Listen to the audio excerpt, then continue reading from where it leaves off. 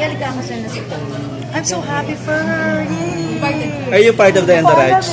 Parang wala pa akong basta when I found out that she was getting married, I sent her a message. Tapos nag-reply naman siya. I'm so happy for her. Ano sabi niya sa'yo? Sabi niya, thank you, I'm excited to be a wife and I'm excited to also be a mom. Sabi niya. Pero I'm sure may invite ka naman pag na-release na invitation. Pupunta ka na. Of course naman.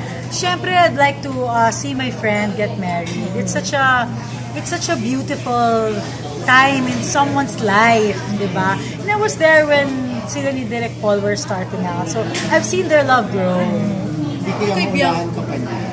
But then I'll be so happy for her. I'll be happy for her. Oh, good for them. Bibiyak ka ba? Super akong late. Tapos Pero dumating ka.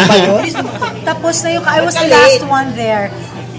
Finals ng Talentadong Pinoy. Pagdating ko doon, binuksan na lang ng mga guards ng Araneta for me. Kasi wala na, tapos na talaga. As in, pack up yung caterers lahat. Parang Cinderella na parang wala na. Wala na. Naabusan ko pa si Bianca, sila na lang yung huli. In-interview na lang sila. Basta alam niya na I went. Oo. No, I felt so bad nga eh. Pero yun ang important na I was there. I'd like to be there for my friends.